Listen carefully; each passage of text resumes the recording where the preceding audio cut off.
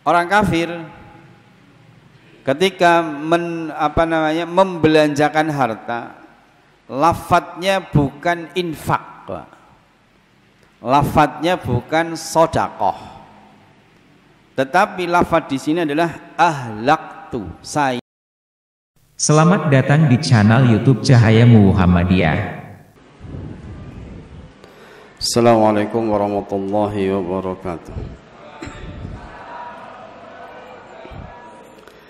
Alhamdulillahi rabbil alamin wa bihi nasta'in ala umur dunya waddin. Asyhadu an la ilaha illallah wahdahu la syarika lah wa asyhadu anna Muhammadan abduhu wa rasuluh. Allahumma salli wa sallim ala nabiyyina Muhammadin sallallahu alaihi wasallam wa ala alihi wa ashabihi wa man tabi'ahum bi ihsan ila yaumiddin. Allahumma anfa'na bima 'allamtana wa 'allimna ma yanfa'una وزدنا علما نافعا مباركا فيه. اللهم لا سهل إلا ما جعلته سهلا وأنت تجعل الحسن إذا شئت سهلا.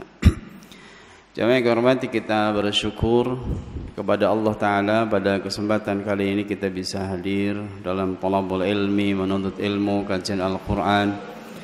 Mudah-mudahan ini sebagai ibadah yang diterima oleh Allah Subhanahu wa Ta'ala. Salawat dan salam mudah-mudahan dilimpahkan kepada Nabi kita Muhammad sallallahu alaihi wasallam, keluarga, sahabat dan umat yang senantiasa istiqamah di jalan Islam. Kita akan mengkaji surat Al-Balad. Sebelum kita kaji, kita Bapak Ibu, saudara-saudara, jamaah sekalian mendahulukan terlebih dahulu. A'udzu billahi minasy syaithanir rajim.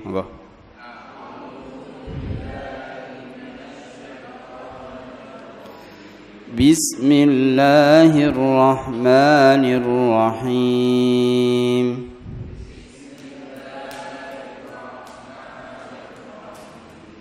La uqsimu bihadzal balad.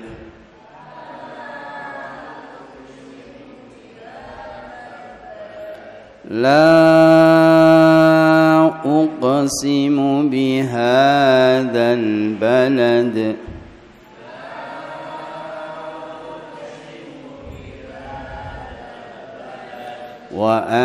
وأنت حل بهذا البلد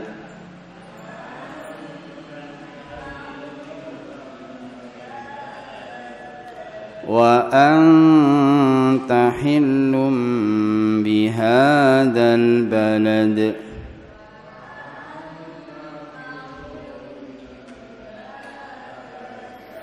ووالد وما ولد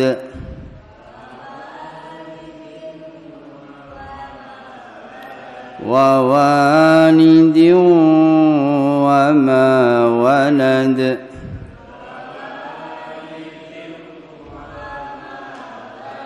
لقد خلقنا الإنسان في كبد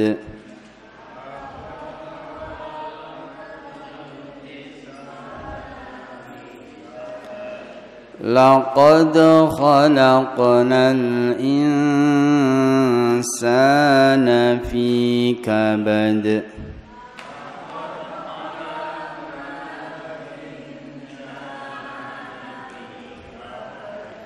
أيحسب أن لن يقدر عليه أحد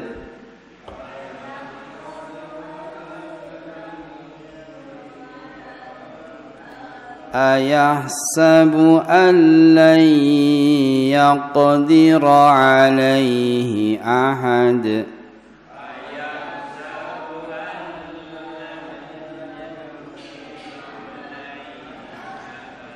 يقول أهلكت مالا لبدا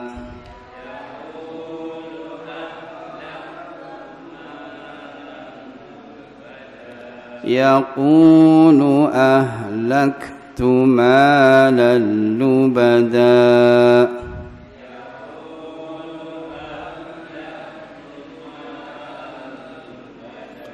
ayahsabu an lam yarahu ahad.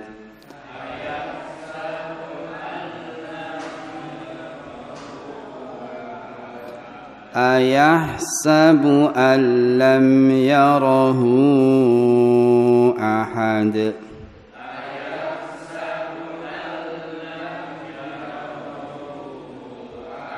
Alam naj'al lahu 'ainain.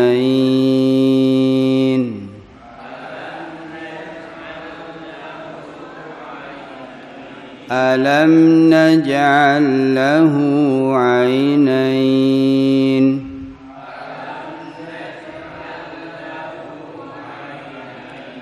Wa lisanan wa syafatain.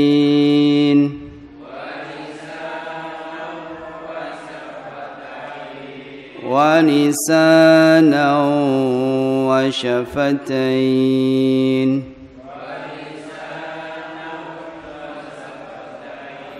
وهديناه النجدين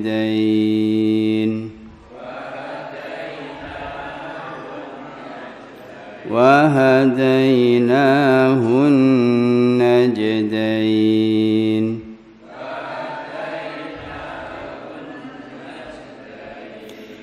Oke, 1 sampai 10. Jamaah yang dihormati Allah Subhanahu wa taala berfirman, la uqsimu bihadzal balad. La itu bermakna beberapa ya. Satu bermakna tidak. Maksudnya adalah membantah orang-orang kafir. Membantah orang-orang kafir. Tidak, aku bersumpah ya. Jadi ini maknanya adalah bantahan kepada orang-orang kafir. Karena Al-Balad, surat Al-Balad ini adalah Makkiyah. Makkiyah itu berarti turunnya sebelum Nabi hijrah atau Nabi masih tinggal di Mekkah atau sebelum Nabi hijrah. Walaupun Nabi sudah hijrah ke Madinah, walaupun Nabi itu turunnya di Mekah tapi sudah hijrah ke Madinah, maka bukan disebut Makkiyah. Misalnya ketika Haji Wada itu kan di sekitaran Mekah, tetapi tetap disebut dengan Madaniyah karena definisi Makkiyah adalah surat atau ayat yang turun setelah Nabi hijrah. Kalau sebelum Nabi hijrah namanya adalah Makkiyah. Nah, jamaah yang dimuliakan Allah, yang kedua, la di sini adalah yang menunjukkan sungguh. Sungguh aku bersumpah. Sungguh Allah Subhanahu wa taala bersumpah bihadzal balad, dengan negeri ini. Karena Nabi belum hijrah, maka sudah sangat jelas. Sumpahnya adalah dengan negeri Makkah. Kalau di dalam surat At-Tin disebutkan wahadzal baladil amin, dan negeri kota ini atau Makkah yang aman. Jadi negeri atau kota yang aman yaitu Makkah. Nah, Makkah ini adalah kota yang diharamkan, maka disebut dengan tanah haram. Beda dengan tanah halal. Jadi ada tanah halal, ada tanah haram. Kalau tanah haram berarti di situ tidak boleh membunuh, tidak boleh berperang di tanah haram. Kalau ada orang yang mau umroh atau haji, misalnya dia mau umroh, maka kalau seandainya mau umroh maka dia harus keluar dulu dari tanah halal, dari tanah haram menuju tanah halal. Misalnya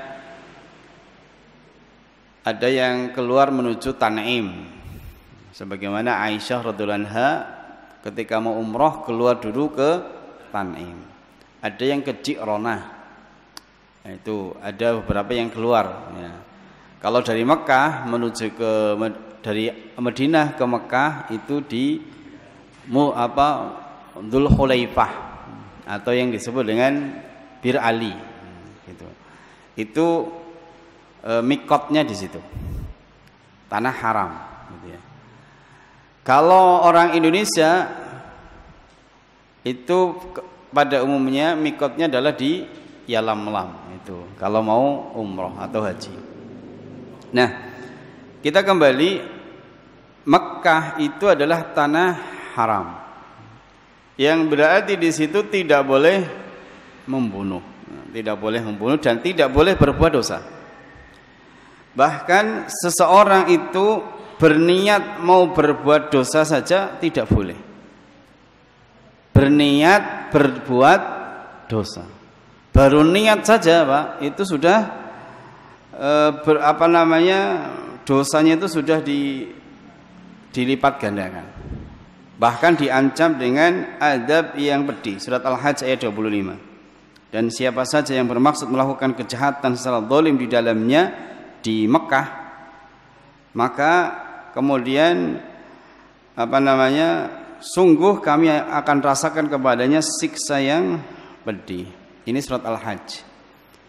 Makanya walaupun ya niatnya belum sampai ke Mekah, baru niat saja mau berbuat dosa di Mekah, itu Allah Subhanahu wa taala sudah memberikan dosa. Bahkan terkadang seseorang itu akan langsung diadab atau diadab sebelum sampai ke kota Mekah. Contohnya adalah siapa?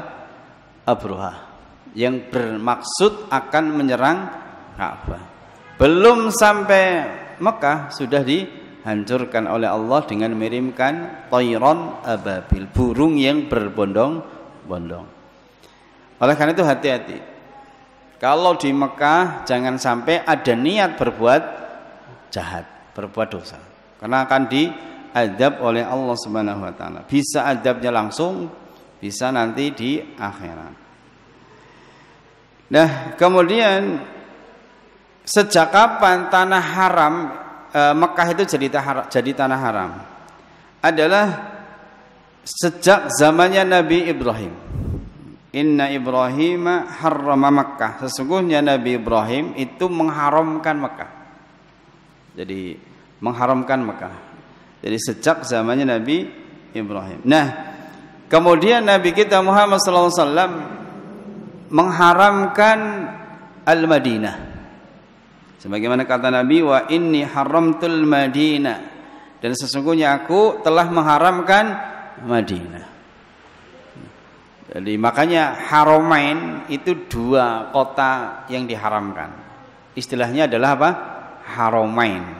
Haramain berarti Makkah dan Madinah. Berdasarkan hadis riwayat Imam Muslim bahwasanya Nabi Ibrahim, inna Ibrahim harrama Makkah. Sesungguhnya Nabi Ibrahim mengharamkan Mekah. Wa inni haramtul Madinah, kata Nabi, dan saya mengharamkan kota Madinah. Makanya istilahnya adalah Haramain. Itu. Yang dimaksud Haramain adalah Mekah dan Madinah. Kan sering kita dengar istilah Haramain. Nah, jamaah yang dimuliakan Allah, ini tentang kota Mekah. Nah, oleh karena itu jamaah yang dimuliakan Allah ya, kota ini dimuliakan ya. Sampai-sampai Allah Subhanahu wa taala bersumpah la uqsimu bihadzal balad. Nah, jamaah yang dimuliakan Allah, jadi kota Mekah ini kita lihat ayat yang kedua, wa anta hillun bihadzal balad. Wa anta, dan engkau Muhammad, hillun itu bertempat ya, bihadzal balad, di kota ini. Kata hillun di sini ada beberapa pendapat ya. Jadi ada beberapa pendapat. Ada yang mengatakan bahwasanya wa anta hillun bihadzal balad, maksudnya adalah engkau Muhammad berada di kota ini. Jadi Allah Subhanahu wa taala bersumpah dengan kota Mekah, dan lebih-lebih engkau berada di Mekah karena pada saat itu Nabi belum hijrah. Kemudian yang kedua, ada yang mengatakan bahwasanya pendapat yang kedua adalah engkau dihalalkan darahnya oleh orang-orang kafir Quraisy. Gitu ya. Karena pada saat sebelum hijrah itu orang Quraisy membuat sayembara barang siapa yang bisa membunuh Nabi Muhammad sallallahu alaihi wasallam. Maka turun ayat wa antahillun bihadzal balad. Sebetulnya ayat ini belum hijrah. Ayat ini belum hijrah. Tetapi ada yang mengatakan bahwasanya ini adalah mukjizat. Bahwasanya ada Nabi itu adalah ancaman, nanti suatu saat akan ancam bunuh, ya, dihalalkan oleh orang-orang Quraisy. Ya. Dan mereka mengatakan bahwasanya barang siapa yang bisa menangkap baik itu hidup atau mati Nabi Muhammad SAW, maka akan mendapatkan 100 ekor onta. Ya. Jadi ini pendapat yang kedua. Pendapat yang ketiga, wa antahillun bihadzal balad. Engkau itu suatu saat akan dihalalkan untuk membunuh di kota Mekah. Jadi ini tafsir ya. Jadi suatu saat nanti engkau itu akan dihalalkan untuk membunuh di kota Mekah. Kapan kapan dihalalkan? Ketika Fathu Mekah. Jadi ketika peristiwa Fathu Mekah. Jadi Fathu Mekah itu Nabi kita Muhammad SAW itu membawa pasukan 10.000 pasukan dari Madinah ke Mekah, dibebaskan. Nah, asalnya di Mekah nggak boleh berperang pada asalnya. Tetapi pada saat itu Nabi diizinkan untuk memerangi kota Mekah, tapi hanya sebentar, sehari. Dari mulai subuh sampai asar tok. Jadi hanya mulai dari subuh sampai asar. Nabi diperbolehkan membunuh pada saat itu. Nah, tetapi hanya beberapa saja yang dibunuh. Ada yang mengatakan 1-2. Di antaranya adalah Ibnu Khattal dalam Sahih Bukhari. Bahwasanya Ibnu Khattal itu sebelum Nabi hijrah itu senantiasa menghina Nabi. Jadi makanya kemudian di antara mereka itu yang paling jahat kepada Nabi itu adalah namanya Ibnu Khattal. Nah, diceritakan bahwasanya Ibnu Khattal itu masuk Islam, tetapi dia murtad. Ketika murtad dia membunuh orang Islam. Nah, pada saat itu kemudian dia dikejar, kemudian dia lari ke Ka'bah, bahkan dia berlindung dengan kiswah. Tetapi karena dihalalkan untuk membunuh pada saat itu, maka Ibnu Khattal dibunuh.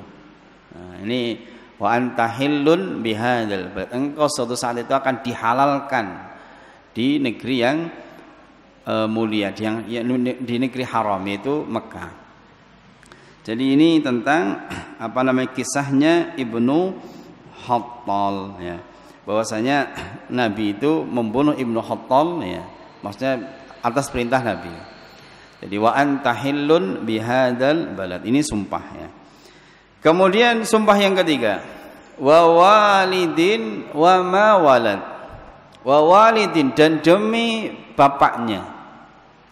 Ada yang mengatakan jadi kalau ibu walidatun, walidah. Kalau bapak walid, walid ya. Misalnya kita berdoa Allahumma ighfirli wali walidayya. Berarti ya Allah ampunilah kedua orang tuaku. Maksudnya adalah ibu dan bapak kandung. Ibu kandung dan bapak kandung. Makanya kalau misalnya kita berdoa Allahumma ighfirli wali walidayya, itu berarti mendoakan kedua bapak dan ibu kandung. Itu. Walidah itu berarti yang melahirkan. Nah, kalau misalnya kita ditanya kapan kamu lahir? Ulidtu, saya lahir gitu. Jadi kalau kita berdoa Allahumma ighfirli wali walidayya, berarti doanya untuk ibu dan bapak kandung. Ada yang bertanya kalau seandainya ada orang yang punya ibu tiri atau bapak tiri atau yang mengasuh. Misalnya dia diasuh oleh bapak sambung, ibu sambung ya, sejak bayi ya, sampai dewasa. Gimana cara mendoakan? Maka ya kita doakan namanya, Allahumma ighfir siapa, atau Allahumma ighfir si fulan, siapa disebutkan namanya. Itu karena itu bukan ibu kandung gitu. Ini tentang wa walidin wa ma walad, dan apa yang dilahirkan berarti kan anaknya. Berarti Allah Subhanahu wa taala bersumpah dengan ibu atau bapak dan anaknya. Jadi Allah Subhanahu wa taala bersumpah dengan ibu. Di antaranya adalah ada yang mentafsirkan itu Adam dan anak keturunannya. Nabi Adam dan anak keturunannya. Jadi ada yang menafsirkan seperti itu. Kemudian jemaah yang dimuliakan Allah, yang berikutnya Allah bersumpah ini ya, setelah bersumpah la uqsimu bihadzal balad wa anta hillun bihadzal balad wa walidin wa ma walad. Ini sumpah. Berarti setelah sumpah pasti ada sesuatu yang penting yang akan disampaikan oleh Allah Subhanahu wa taala. Karena kalau mau menyampaikan tidak penting ya tidak pakai sumpah. Nah, Allah bersumpah dengan sampai 3 ayat. La uqsimu bihadzal balad wa anta hillum bihadzal balad wa walidin wa ma walad. Nah, apa yang disampaikan di sini? Laqad khalaqnal insana fi kabad. Laqad, sungguh benar-benar. Ini pakai taukid, penguatan. La sungguh, qad benar-benar. Khalaqna, kami telah menciptakan al-insana, manusia. Ada kaidah ilmu tafsir ya. Dalam ilmu tafsir disebutkan ada bab namanya al-am wal khas, umum dan khusus. Ciri-ciri umum diantaranya adalah lafadznya mufrad tetapi menggunakan alif lam, itu berarti umum. Di antaranya adalah al-insana, itu mufrad, satu. Sungguh kami benar-benar telah menciptakan al-insan, satu manusia. Kalau banyak manusia, an-nas. Tetapi di sini al-insan, manusia, satu. Tetapi ada alif lam yang kemudian yang tadinya nakirah menjadi ma'rifat. Maka kemudian menunjukkan umum, manusia secara umum. Berarti manusia secara umum. Apa? Sungguh benar-benar kami telah menciptakan manusia fi kabad, ya, di dalam kondisi bersusah payah. Itu kabad itu artinya adalah susah payah. Jadi bahkan Allah Subhanahu wa taala itu ketika menyampaikan ini bersumpah dulu, Pak. Manusia itu dalam kondisi susah payah dari lahir sampai mati, itu susah payah. Bahkan ada seorang ulama, Imam Ahmad bin Hanbal ya. Dia ditanya jauh Pak, orangnya jauh, beda negeri lah. Dia cuma datang bertanya, wahai Imam, kapan orang itu bisa santai? Bahasa kitanya, kapan orang itu bisa santai, sudah enggak capek lagi. Maka kata Imam Ahmad, kalau sudah masuk surga. Jadi kalau sudah masuk surga baru dia santai. Tapi begitu di kandungan lahir itu sudah capek, fi kabad, susah payah, dalam kondisi susah payah. Mulai lahir itu sudah capek, Pak. Makanya begitu lahir nangis, ya enggak, Pak? Capek, susah payah. Jadi prosesnya susah payah. Dia lahir dalam kondisi capek. Kemudian perkembangan selanjutnya mau berjalan, mau berbicara itu capek dulu, Pak. Tidak langsung bisa berjalan. Ya, jadi dari kecil, dari bayi sampai bahkan di alam barzah, sampai di padang mahsyar itu masih capek. Itu secara umum gitu ya.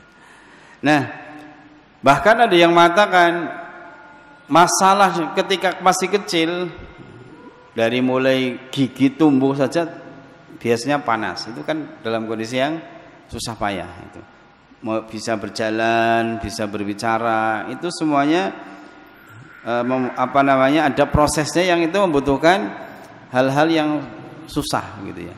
Itu kata para ulama. Bahkan di dalam kubur ketika ditanya para malaikat itu juga susah. Itu di alam barzah. Ini tadi di dunia capek, di alam barzah juga capek. Ini makanya kemudian laqad khalaqnal insana fi kabad. Jadi orang itu di dunia itu banyak kesulitan, sampai di alam barzah itu banyak kesulitan. Nah, kemudian al-insan di sini ada yang mengatakan itu adalah orang kafir. Jadi orang kafir. Kenapa? Ada ulama yang mengatakan kalau lafadznya al-insan pada ayat-ayat yang makkiyah berarti maknanya adalah orang kafir. Jadi maknanya adalah orang kafir. Kenapa? Orang kafir itu beda dengan orang mukmin, Pak. Beda dengan orang mukmin. Kalau orang mukmin itu walaupun dapat musibah, tetapi mereka itu mendapatkan ketenangan, Pak. Jadi kalau orang mukmin itu walaupun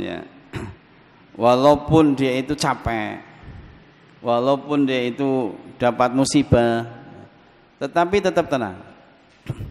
Kalau dia adalah orang yang beriman, walaupun ada musibah tetap saja tenang, Pak. Dalilnya mana? Alladzina amanu dalam surat Ar-Ra'd ayat 28. Alladzina amanu wa tatma'innu qulubuhum bidzikrillah ala bidzikrillah tatma'innul qulub. Jadi disebutkan di sini alladzina amanu wa tatma'innu qulubuhum. Jadi orang-orang yang beriman dan hati mereka itu tenang, Pak. Jadi orang beriman itu hati mereka tenang. Kenapa tenang? Karena mereka adalah bidzikrillah, karena mereka senantiasa berzikir kepada Allah. Allah mengatakan ala bidzikrillahi tatmainnul qulub. Ingatlah dengan berzikir kepada Allah hati kita itu akan menjadi tenang. Tatmainnul qulub, hati itu tenang kalau kita berzikir kepada Allah Subhanahu wa ta'ala. Berbeda dengan orang kafir, Pak. Kalau orang kafir walaupun hartanya banyak, jabatannya tinggi, tetap saja tidak bisa merasakan ketenangan sebagaimana orang-orang yang beriman. Ini kalau memiliki keimanan yang sempurna, gitu. Memiliki keimanan yang sempurna sampai hatinya menjadi tenang. Nah, kemudian jamaah yang dimuliakan Allah, kalau misalnya ya orang-orang kafir ya, mereka hati mereka itu kosong, Pak, dari keimanan. Hati mereka tidak bahagia. Walaupun jasmaninya itu nyaman, Pak, tapi hatinya kosong. Itu orang-orang yang kafir, mohon maaf, orang-orang yang kafir. Jadi kenapa? Wa man a'rada an dzikri fa inna lahu ma'isyatan dhanka. Karena orang-orang yang berpaling dari zikir kepada Allah ya, Subhanahu wa taala, dia itu ma'isyatan dhanka, kehidupan mereka itu sempit. Ya, itu seperti itu. Jadi oleh karena itu kita tidak boleh takjub dengan orang-orang kafir. Karena bagaimanapun walaupun mereka jabatannya tinggi, kemudian hartanya banyak, tetapi hati mereka kosong. Jadi mereka itu sempit hatinya karena mereka tidak pernah berzikir kepada Allah Subhanahu wa taala. Ini susah payahnya di situ. Oleh karena itu kalau kita masih susah, apa-apa susah ya, berarti kurang berzikir. Jadi kalau misalnya kita hidupnya masih susah, berarti kita kembalikan kepada Allah Subhanahu wa taala. Ini ayat yang keempat, Pak. Kemudian yang berikutnya, ayasabu alla yaqdira alaihi ahad. apakah manusia itu menyangka bahwa sekali-kali tidak ada seorang pun yang berkuasa atasnya? Jadi ada orang yang mengira bahwasanya dia itu tidak dilihat oleh Allah, tidak ada yang ngurusi dia. Kita itu mulai bangun tidur sampai tidur kembali, bahkan tidur itu adalah yang berkuasa atas kita adalah Allah. Kalau tidur itu kira-kira yang mengatur kita itu untuk bernafas siapa? Allah.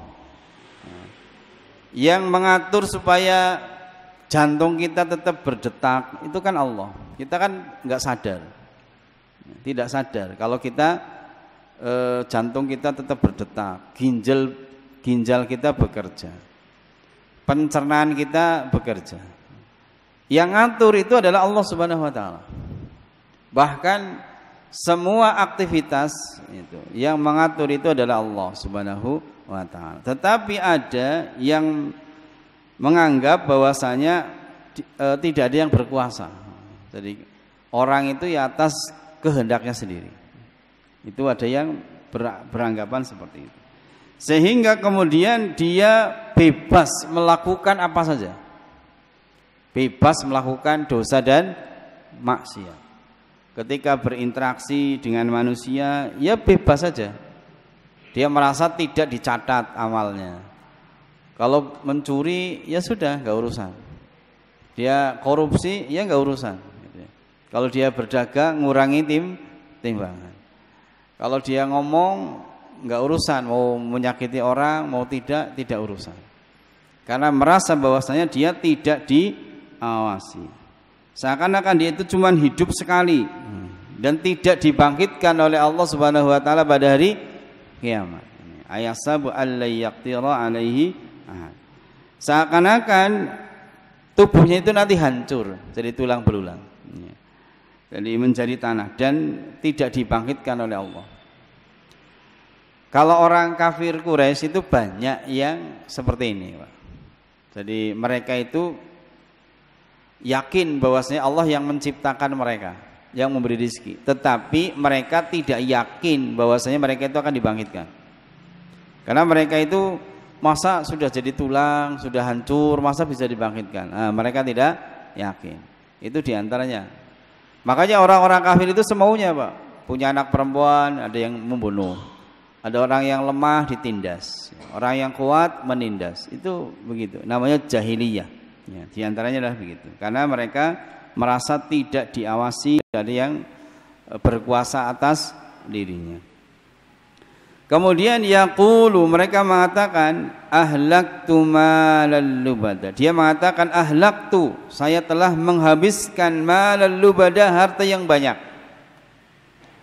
Orang kafir ketika membelanjakan harta, lafadznya bukan infak, lafadznya bukan sodakoh, tetapi lafadz di sini adalah ahlaktu, saya telah menghabiskan. Kenapa bukan infak? Kalau infak itu akan ketemu lagi di hari kiamat. Kalau sodakoh itu akan bertemu lagi di hari kiamat. Tetapi kalau ahlaktu, saya telah menghabiskan, berarti sudah tidak ada bekasnya di hari kiamat. Karena bukan sedekah. Tetapi kalau Allah Subhanahu wa taala menyebutkan apa yang dikeluarkan oleh kaum muslimin, oleh orang beriman, oleh orang Islam, itu satu adalah apa? Infak. Yang kedua sedekah, atau dengan kalimat zakat. Zakat, infak, sedekah. Itu nanti ketemu nanti di hari kiamat. Misalnya dalam surat Ali Imran. Jadi disebutkan bahwasanya tidak akan sampai kepada satu kebaikan, lan tanalul birra hatta tunfiqu mimma tuhibbun. Lan tanalul birra, tidak akan meraih atau tidak akan mencapai satu kebaikan, hatta tunfiqu mimma tuhibbun, sampai kalian menginfakkan, mengeluarkan apa yang paling dicintai. Jadi orang beriman itu orang yang memiliki kesempurnaan iman, dia itu hatinya bisa ikhlas mengeluarkan sesuatu yang paling dicintai. Misalnya ada orang yang senang banget sama misalnya motornya diinfakkan. Itu berarti sudah sampai ke tingkat albir, kebaikan yang sempurna. Atau dia mengatakan kesempurnaan iman, kesempurnaan takwa. Kalau dia mampu menginfakkan sesuatu yang paling dicintai, itu orang beriman. Nah, kalau orang beriman ini dikatakan infak, dikatakan sedekah, dikatakan zakat. Tetapi kalau orang kafir, maka di sini lafadznya adalah yaqulu ahlaktu malal lubada. Aku telah menghabiskan harta yang banyak. Dan gaya hidup orang kafir itu seperti itu, Pak. Gaya hidup orang kafir, mereka itu adalah senang menghambur-hamburkan harta. Mereka senang berfoya-foya. Karena menyangka bahwasanya hartanya itu akan terus-menerus ada, tidak habis. Dan merupakan satu kebanggaan kalau bisa beli ini, beli itu, beli ini, beli itu untuk berfoya-foya. Mereka itu adalah menjadi gaya hidup. Sayang sekali banyak kaum muslimin yang terpengaruh dengan gaya hidup orang kafir. Ada yang untuk beli tas ya, tas itu cuman dibawa kalau kondangan. Itu harganya berapa? Puluhan juta, Pak. Itu puluhan juta. Itu gaya hidup, Pak. Gaya hidup. Padahal pakai tas kresek bisa. Di gawah sama tas kresek kan bisa. Tas kresek kan paling-paling 100-200 perak. Tetapi ada yang punya tas itu harganya puluhan juta, bahkan ada yang ratusan. Itu untuk gaya hidup. Gitu. Ada yang pakaian, sepatu, baju, itu gaya hidup saja. Ya. Dan ketika mengeluarkan untuk gaya hidup itu nggak eman-eman, Pak. Orang eman-eman, sing penting puas. Ya. Bahkan ada orang yang untuk gaya hidup itu beli ketika ada mobil mewah, beli, Pak. Setahun ganti, Pak. Ada orang yang beli mobil itu harga 1 miliar. Setahun bosan dijual harganya berapa, Pak? Ya nggak ada 1 miliar. Ruginya 300 juta gitu. Setahun ruginya 300 juta. Itu gaya hidup saja, Pak. Jadi itu gaya hidup, dan itu gaya hidupnya orang kafir. Yang kadang-kadang orang itu terpengaruh dengan gaya hidup orang, cuman gaya saja, Pak. Dan mereka ini tidak eman-eman, tidak sayang untuk kepentingan hawa nafsu. Tapi ada orang yang kalau ditariki infak, ditariki sedekah, zakat itu pelitnya minta ampun, Pak. Tapi kalau untuk yang syahwat, ya, untuk gaya hidup eman-eman, seberapapun siap. Nah, ini yang seperti itu. Padahal nanti di akhirat nggak ketemu. Nah, karena ini pola orang kafir. Makanya mereka mengatakan yaqulu ahlaktu malal lubada. Kemudian ayasabu allam yarahu ahad. Apakah dia menyangka bahwasanya tidak ada seorang pun yang melihat? Padahal semua apa yang dikeluarkan itu dicatat. Harta itu kan ketika dapatnya juga dicatat dari mana. Ketika dibelanjakan untuk apa, itu ditanya.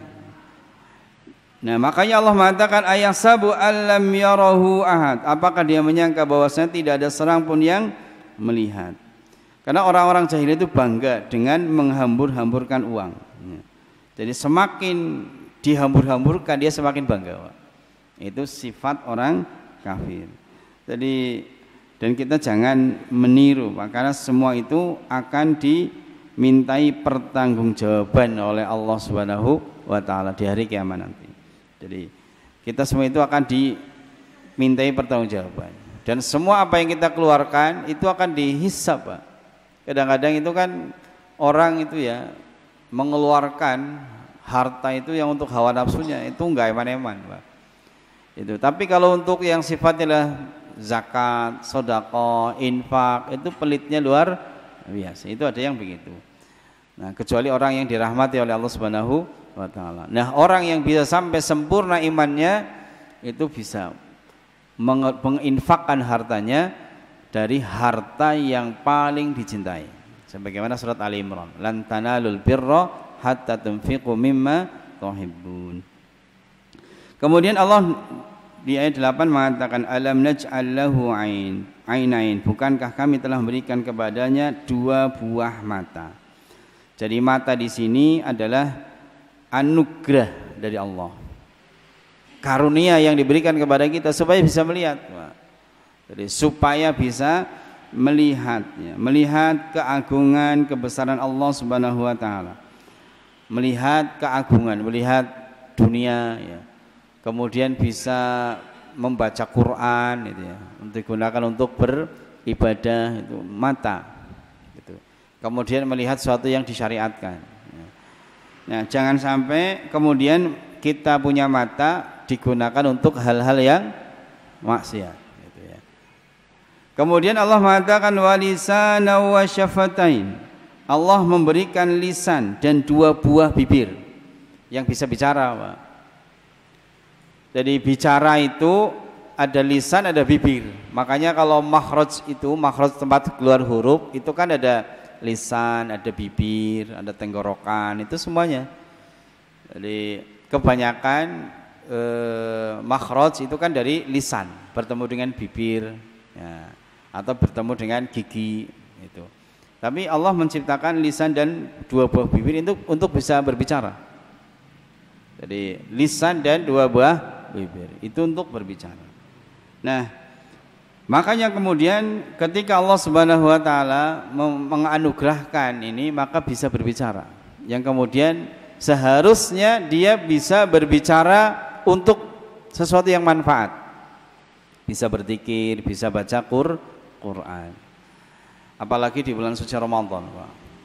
Bulan suci Ramadan adalah syahrul Quran, bulannya Al-Quran. Bahkan ada ulama yang kalau bulan Sya'ban itu tokonya tutup. Kenapa bulan Sya'ban tokonya tutup? Baca Quran. Baca Quran. Apalagi bulan Ramadan wis tutup. Tutup, Pak. Kenapa Ramadan? Kalau kita gimana, Pak? Perpegan. Kalau kita perpegan. Karena beda, Pak, ininya. Konsepnya, kalau di bulan suci Ramadan kita itu adalah banyak membaca Al-Quran, beramal soleh. Itu para ulama itu begitu, karena sangat yakin dengan bulan Ramadan itu bukan hanya keuntungan di dunia, tapi keuntungan di akhirat ya. Itu modal. Bulan Ramadan itu modal. Oleh karena itu ya, di bulan Sya'ban ini kita persiapkan, yang tadinya baca Qurannya sedikit ya ditambah saja. Jadi diulang-ulang ya. Itu baca Quran ya. Kalau capek ya istirahat. Kalau sudah enggak capek ya baca Quran lagi.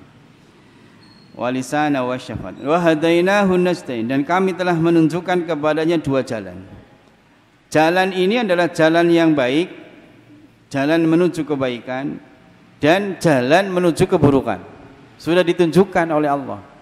Wa hadainahu najdain, kami telah menunjukkan kepadanya dua jalan. Ini loh jalan yang baik, ini jalan yang buruk. Jalan yang baik diperintahkan untuk yang kita harus menempuh jalan yang baik, dan jangan menempuh jalan yang buruk. Kita sudah tahu, karena kita sudah kadang-kadang diberikan ilham. Bahkan orang yang tidak belajar saja, maksudnya orang yang tidak tahu, tapi orang itu beriman, bertakwa, itu punya feeling. Fa'alhamaha fujuraha wa taqwaha. Karena Allah itu mengilhamkan fujur dan takwa. Sehingga kadang-kadang aku enggak lah. Kenapa? Karena ada feeling itu adalah sesuatu yang dilarang. Gitu ya. Ini karena dia kadang-kadang diilhami, diberikan ilham oleh Allah. Fa'alhamaha fujuraha wa taqwaha. Nah, apalagi kalau kita sudah belajar Quran, belajar hadis, ini tidak boleh, ini boleh, maka jalan-jalan yang baik kita tempuh, jalan-jalan yang buruk kita tinggalkan. wa hadainahun najdain. Jadi Allah Subhanahu wa taala telah memberikan kepada kita dua jalan. Jadi ini yang bisa kita sampaikan, mudah-mudahan bermanfaat ya. Apa yang kita kaji mudah-mudahan bisa kita pahami dan bisa kita amalkan dalam kehidupan kita sehari-hari. Waktu habis nggih? Habis. Karena habis maka tidak ada tanya jawab. Mohon maaf. Kita akhiri billahi taufiq wal hidayah. Subhanakallahumma bihamdika asyhadu an la ilaha illa anta astaghfiruka wa atubu ilaik. Wassalamualaikum warahmatullahi wabarakatuh.